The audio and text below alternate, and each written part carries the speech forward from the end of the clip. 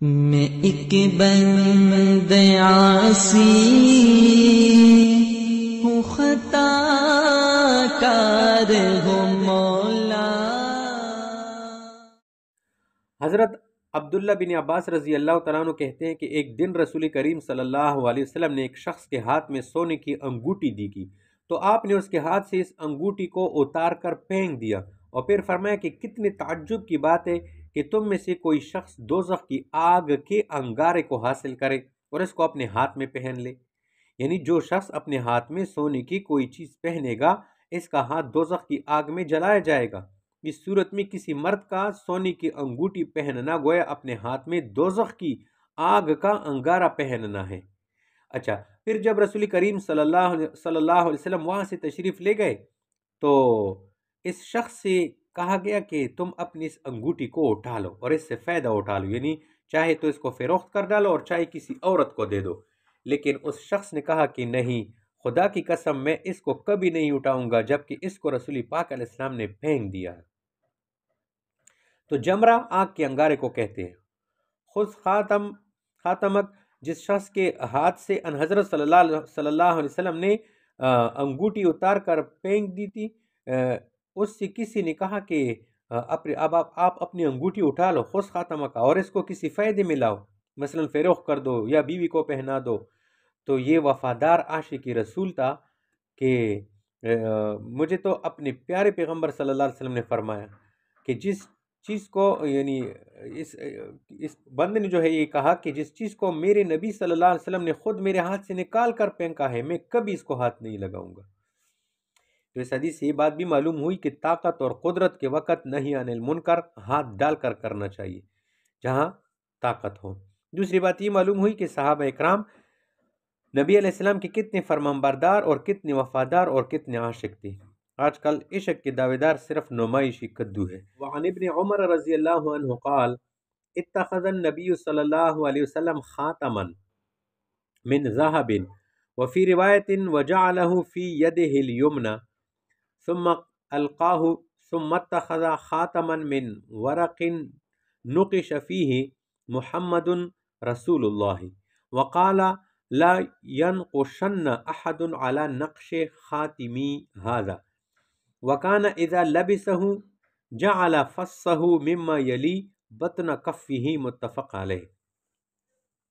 حضرت ابن عمر رضی اللہ تعالیٰ عنہ کہتے ہیں کہ نبی کریم صلی اللہ علیہ وسلم نے سونے کی انگوٹی بنوائی، اور ایک روایت میں یہ الفاظ بھی ہے کہ اس انگوٹی کو آپ نے دائیں ہاتھ میں پہنا اور پھر اس کو پھینک دیا۔ پھر آپ نے چاندی کی انگوٹی بنوائی جس میں محمد رسول اللہ یعنی محمد الرسول اللہ کے الفاظ کندہ کرائے، اور فرمایا کہ کوئی شخص میری اس مہر کی مانند الفاظ اپنی انگوٹی میں کندہ نہ کرائے۔ نبی علیہ السلام جب انگوٹی پہنتے تو اس کا نگینہ ہتیلی کی جانب رکھتے۔ اچھا، نبی علیہ السلام نے سونے کی انگوٹی اس وقت بنوا کر استعمال فرمائی تھی جبکہ مردوں کے لیے سونے کا استعمال حرام نہیں تھا۔ جب سونے کا استعمال حرام ہوا تو نبی علیہ السلام نے اس سے پھینک دیا۔ پھر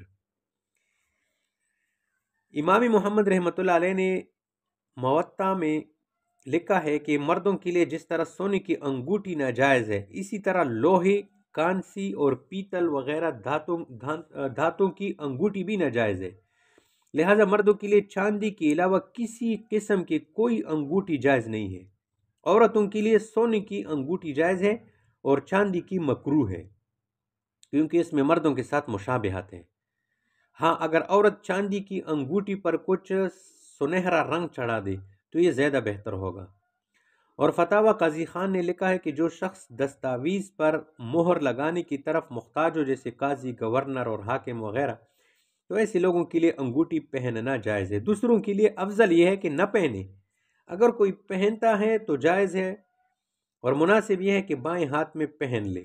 دائیں ہاتھ میں بھی ثابت ہے، آگے حدیث آ جائے گی، لیکن مناسب ہے کہ بائیں ہاتھ میں پہن لے اور انگوٹی کا نگینہ ہتیلی کی طرف کر دے۔ دائیں ہاتھ میں انگوٹی پہننے کی احادیث موجود ہے، مگر بعض علماء کے نزدیک وہ مردوں کے حق میں منسوخ ہے۔ مگر سفر و سعادت ایک کتاب ہے، اس میں لکھا ہے کہ دونوں جائز ہے، اور یہی راجح ہے کیونکہ دونوں طرف احادیث موجود ہے۔ بلکہ شواف حضرات تو دائیں ہاتھ میں پہننے کو افضل قرار دیتے کیونکہ دائیں ہاتھ کو بائیں ہاتھ پر فضیلت ہے۔ علماء نے لکھا ہے کہ چاندی کی کئی انگوٹیاں بنوا کر گھر میں رکھنا تو جائز ہے، لیکن استعمال کے لیے صرف ایک انگوٹھی استعمال کرنا جائز ہے، 2 یا 3 کا ایک ساتھ استعمال جائز نہیں ہے۔ بہتر یہ کہ انگوٹھی میں چاندی کی مقدار 4.5 ماشے سے کم ہو، اگر زیادہ ہو جائے تو وہ بھی جائز ہے مگر خلاف اولا ہے۔ حضور علیہ السلام جب صلح حدیبیہ کے بعد عام بادشاہوں کو خطوط لکھتے تو آپ کو بتایا گیا کہ بادشاہوں کے ہاں یہ ضابطہ ہے کہ مہر شدہ خط کو خود کھول کر پڑھتے ہیں، مہر کے بغیر خط کو قبول نہیں کرتے۔ اس وجہ سے آپ نے چاندی کی انگوٹھی بنوائی اور اس کی نگینہ میں یہ عبارت نقش کروا دی، محمد رسول اللہ، یعنی محمد الرسول اللہ۔ تو سونے کی انگوٹھی مردوں کے لیے حرام ہے، یہ بھی اس حدیث سے ہمیں پتہ چلا۔ وعن ابی الدرداء رضی اللہ عنہ قال قال رسول اللہ صلی اللہ علیہ وسلم ان احسن ما زرتم اللہ فی قبورکم ومساجدکم البیاض، رواہ ابن ماجہ۔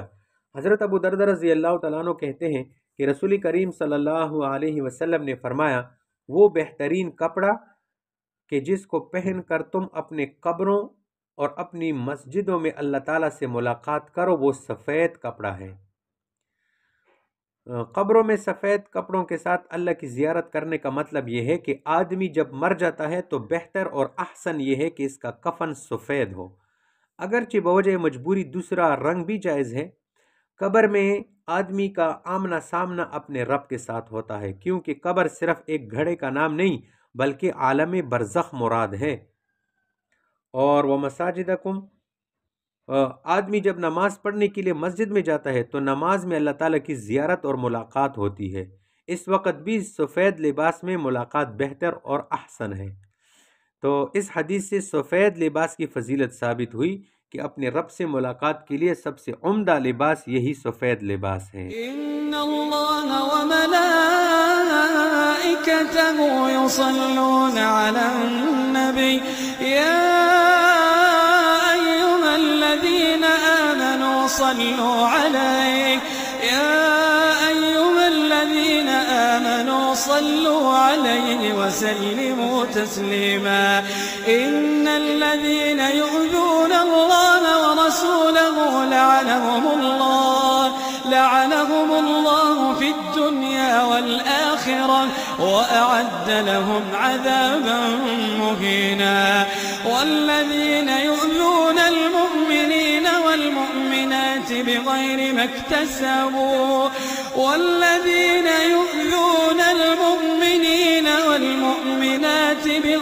ما اكتسبوا فقد احتملوا بهتانا وإثما